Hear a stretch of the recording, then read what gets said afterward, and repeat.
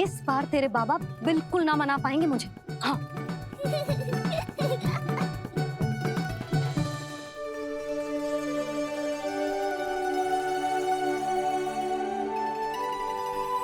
जे मथुरा से लेकर आयो, पहनकर दिखाओ ना। लल्ला मैं अभी आई। हाँ यशोदा, यशोदा देख तो लो। बाबा, वस्त्रों और आभूषणों से कुछ नहीं होने वाला।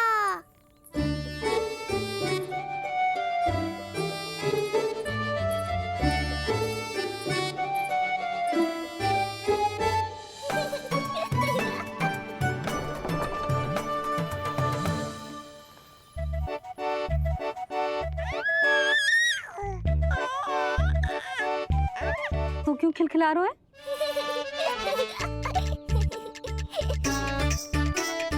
मैं तो बस इसे संभाल कर। तू चुप कर लल्ला।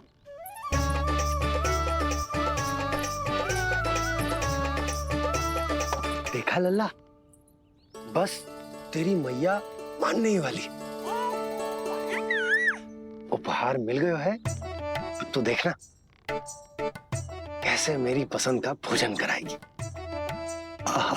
भोजन में स्वाद चाहिए तो मनाने का कोई और ढंग खोजना पड़ेगा। यशोदा, तीव्र भूख लगी है।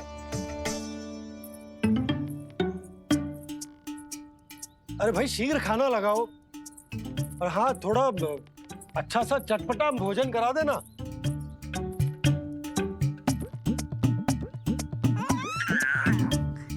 अब देखना अच्छे अच्छे पकवान लेकर आएगी।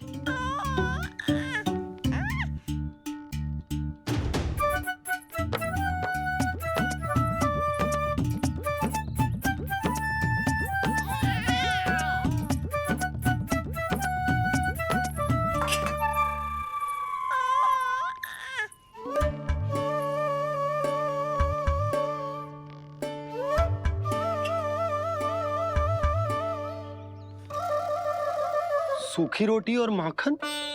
जो अपनी पत्नी को पूरी बात ना बताते, उन्हें 56 भोग ना मिलता भोजन में। भले ही मनाने के लिए नए वस्त्र क्यों ना लाएं। हाँ नहीं तो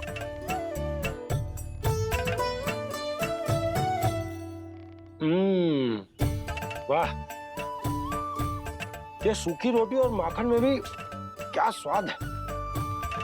बस भोजन के साथ तुम ऐसी दो मीठी बातें कर लेती तो आनंद आ जाता। आनंद तो कछुआ पतियों को अपने पत्नियों से बातें छुपाने में भी बहुत आता है लल्ला। देख लल्ला, जब तू बड़ा हो जाएगा ना, तो अपनी जीवन संगिनी से सब कुछ बताइयो, कुछ भी छुपाइयो मत। तभी तो तू अच्छा पति कहलाएगा ना। ना तो रूखी सूखी मिलेगी खाने में। हाँ। अब तक तो चुप्पी साध कर बैठी थी, कम से कम ताना तुम्हारा। ये प्रसन्न होने की बात नहीं है बाबा, अब तक तो केवल बदली छाई थी। ये संकेत है कि अब बादल भी गरजेंगे और वर्षा भी होगी। यशोदा, कब तक बात ना करोगी? अब तो क्षमा कर दो। रानी भाभी, आ जाओ। रानी भाभी, ज्योति जी के यहाँ से कोई आया था और जी मुझे कंठक दे के चलो गो। ओह, दे दो। नारायण भली करे।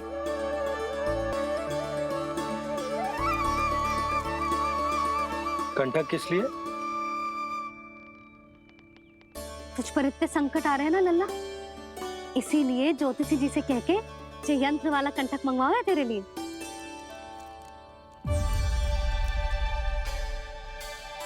अब किसी और को तो तेरी चिंता है ना। बस क्या बतानो है, क्या छुपानो है, यही चिंता रह गई है।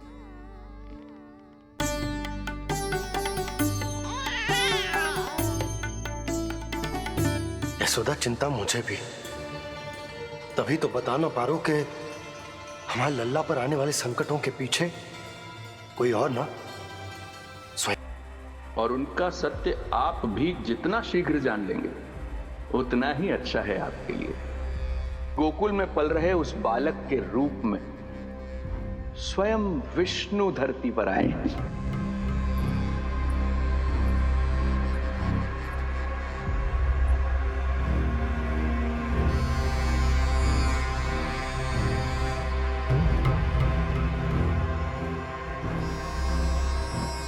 स्वामी, लगता है रात्रि भर नींद नहीं आई है आपको।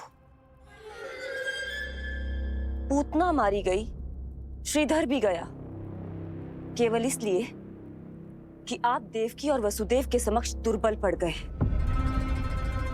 संतानों के जन्म के लिए आपने उन दोनों को जीवित छोड़ दिया। आपसे छल करके वो दोनों आनंद में हैं और आप सही से विश्राम तक नहीं कर पा रहे हैं।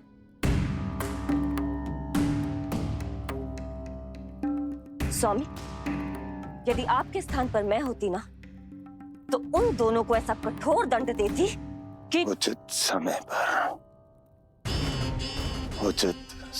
पर हस्ती। पहले मैं उन दोनों के उस मायावी बालक का वध करूंगा, फिर उन दोनों को अपने पैरों के तले कुचल दूंगा मैं। किंतु जब तक ऐसा नहीं होता तब तक उन्हें जीवित रहना होगा, क्योंकि उस शिशु विष्णु के विरुद्ध वही दोनों मेरा सुरक्षा कवच है। चिंता करो कंस मामा, आपका ध्यान अपने ऊपर से हटने दूंगा, तभी तो कुछ और सोच पाओगे।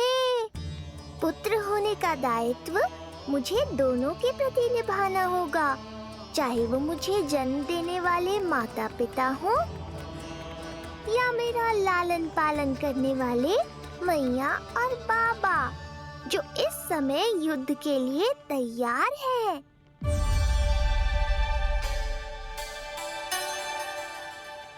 कम से कम मुझे बता तो देती, ज्योतिषी से परामर्श ले रही हो, मैं ले चलता तुम्हें। सुन रहे लल्ला, इस संसार में सारा अपराध स्त्री का ही होता है। बात अपराध की ना है यशोदा, मैं बस ये कह रहा हूँ कि मुझे अगर ये बात बताई होती जान मुझ के ना बताई। तनिक आपको भी तो पता चले अपनों से कछु छुपाने पर कैसा लगता है। युद्ध तो घमासान होता जा रहा है। इसी कारण बस यदि मैंने कछु ना बताया तुमको, तो क्या तुम उसका प्रतिशोध लोगी मुझसे?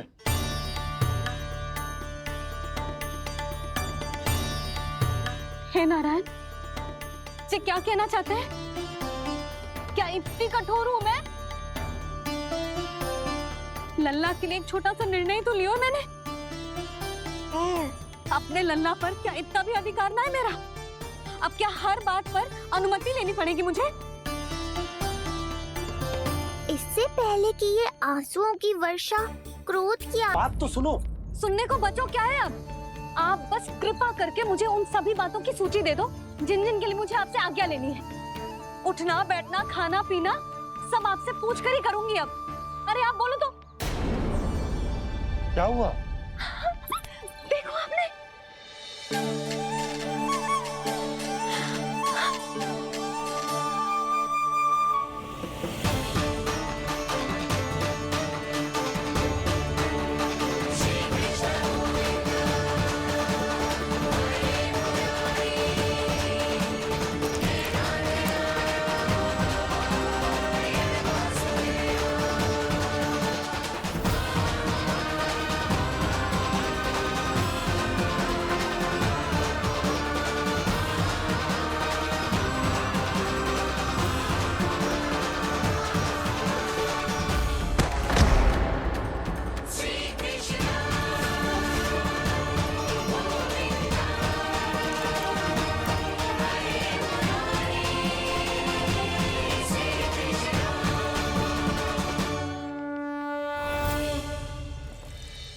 मेरे लल्ला ने अपनी पहली करवट ले ली।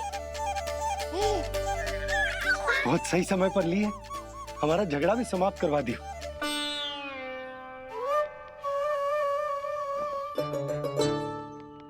यशोदा भाभी, तुम दोनों ने क्षण भर की देरी कर दी। अभी लल्ला ने पहली करवट ली है। हाय, सच्ची? अब भूला जानकी, तुम पूरे गोकुल में मिठाई बंटवाओ। गोकुल के राजकुमार ने आज पहली करवट ली है। हाँ। और यशोदा तुम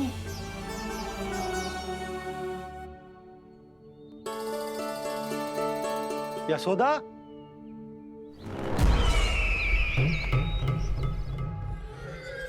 कौन था वो? कहाँ गया? है? कोई तो है यहाँ। ये आप क्या कर रहे हैं स्वामी? कोई तो था, किसी ने तो मुझे धक्का दिया है। ये संभव नहीं है महाराज। इस कक्ष की सुरक्षा इतनी कड़ी है कि एक चींटी भी बिना सुरक्षा जांच के भीतर प्रवेश नहीं कर सकती। किंतु ऐसा हो सकता है जब वो विष्णु अपनी माया का प्रयोग करे।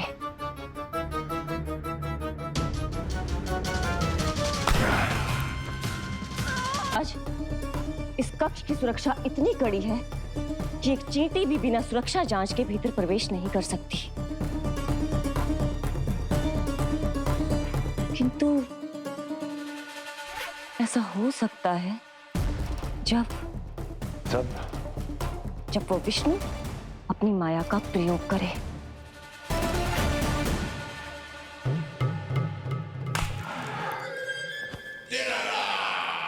वो विष्णु मायावी है, छलिया है, वो कुछ भी कर सकता है।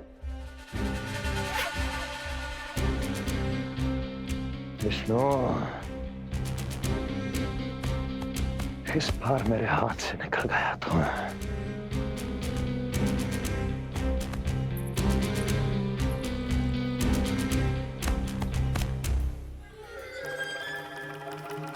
लौह को लौह काटता है, विष का उपचार है विष, और माया का माया।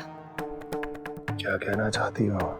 यही कि इस कार्य के लिए पूतना और श्रीधर जैसों का चुनाव उचित नहीं था। ये सभी तो मानव देहधारी थे जिनकी पहचान सरलता से की जा सकती थी। इस कार्य के लिए आपको किसी ऐसे का चुनाव करना होगा जो मायावी हो, जो अपनी इच्छा शक्तियों से कहीं भी आ जा सकता हो, जो कि इस वातावरण का, इस प्रकृति का हिस्सा लगे, जैसे कि कोई पशु पक्षी।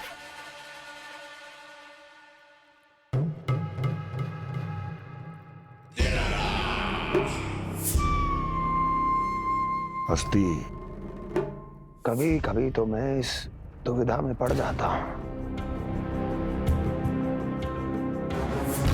कि तुम अधिक बुद्धिमान हो या कपटी।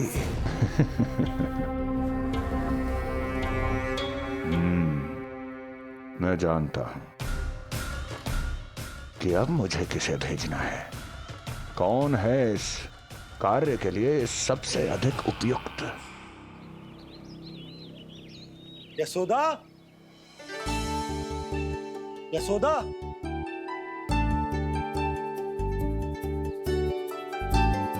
अवश्य ही पूरे गांव में ढिंडोरा पीट पीट कर बता रही होगी सबको। हे प्रभु, आज ना मैं बहुत प्रसन्न हूँ। आज मेरे लल्ला ने अपने बड़े होने का पहला संकेत दिया है। देखो ना आपने।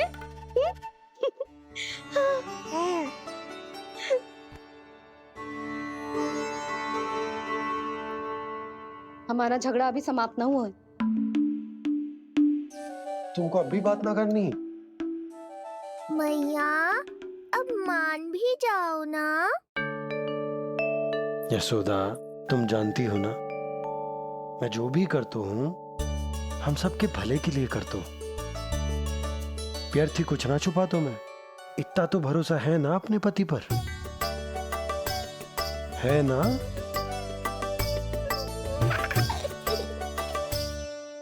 पर फिर भी यदि तुम्हें लगता है कि मुझसे भूल हुई है तो मुझे क्षमा कर दो। ये क्या कर रहे हो आप? कान तो मुझे पकड़ना चाहिए। आवश्यकता से तनिक अधिक क्रोधित हो गई मैं, नहीं? मुझे पता है, मुझसे अधिक मेरा भला बुरा जानते हो आप। मुझे समझना चाहिए ना, यदि आप मुझे कुछ ना बता रहे तो इसमें भी मेरा ही हित होगा।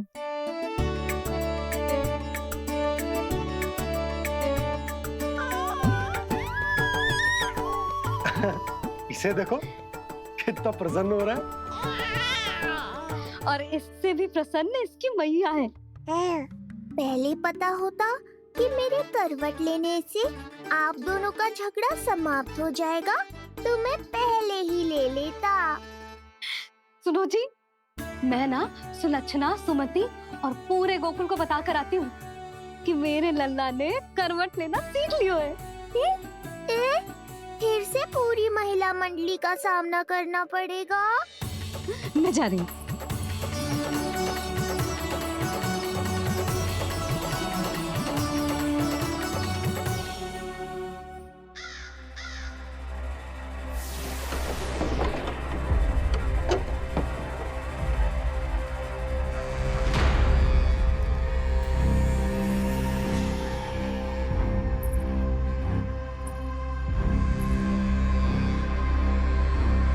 इस बार चुना है आपने असली योद्धा महाराज।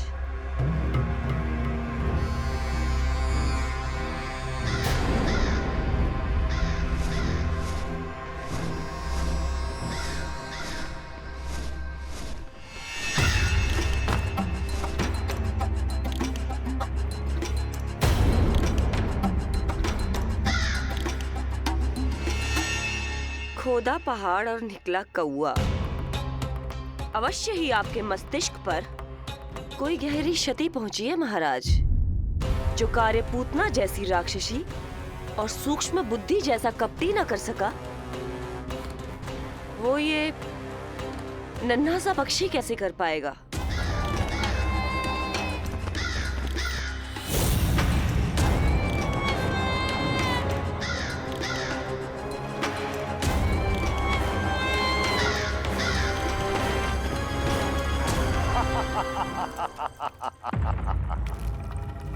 कागासुर, बताओ, क्या तुम में वो क्षमता, वो योग्यता है जो मेरे अधूरे कार्य को पूरा करने के लिए आवश्यक है?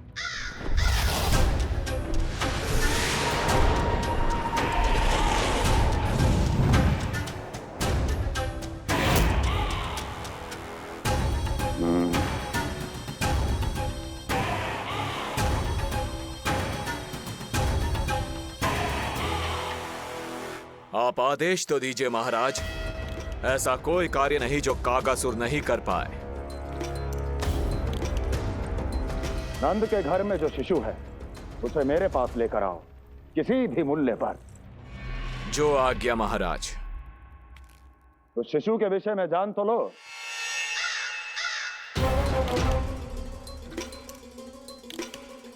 जितना आपने बताया उतना ही पर्याप्त है महाराज।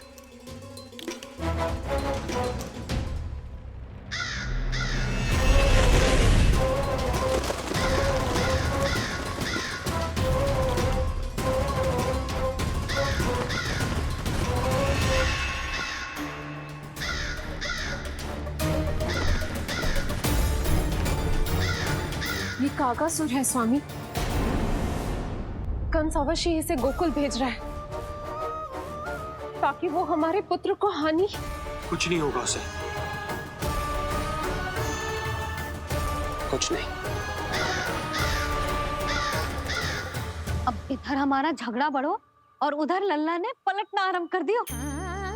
फिर प्यारी सी किलकारी मारी और ऐसे करके पलट गो। क्षणभर को तो ऐसा लगो जैसे देखते ही रह गए। जशोदा जी अब तक 10वीं बार बता चुकी हो। अरे क्या बता चुकी है, मुझे ना बताएगी तो अब फिर से पूरी हरिकथा सुननी पड़ेगी। नारायण नारायण मौसी। आओ सुमति। कैसे हो नीलमणि? मैं उज्जवल, मित्रता करोगे? देखो मेरे पास हिरन भी है, घोड़ा भी है। मैं तुम्हारा सबसे अच्छा मित्र बनूंगा। ये तो सत्य है। तुम मेरे बहुत काम आओगे मित्र। उज्जवल, लल्ला को ना सता, जा उधर जाके खेल। हाँ, क्या हुआ जीजी, कैसे हुआ बताइए ना। आज ना लल्ला ने पहली बार करवट ली है। ठहरो यशोदा जी, बार बार बताने से अच्छा है नील मणि से कहो एक बार फिर करवट लेके दिखाए। ये अच्छा सुझाव दिया है तूने। लल्ला, करवट लेके दिखा।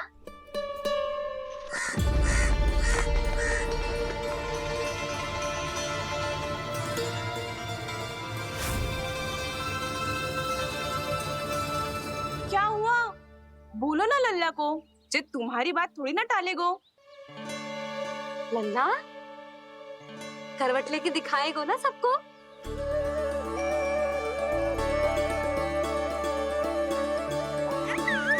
देखो कैसे हंस रहे जे। अभी करवट लेगो।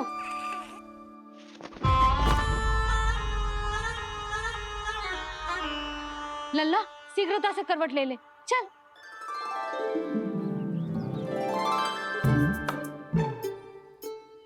सब ऐसे देख रही हैं जैसे नटनटी का खेल देखने आई हो।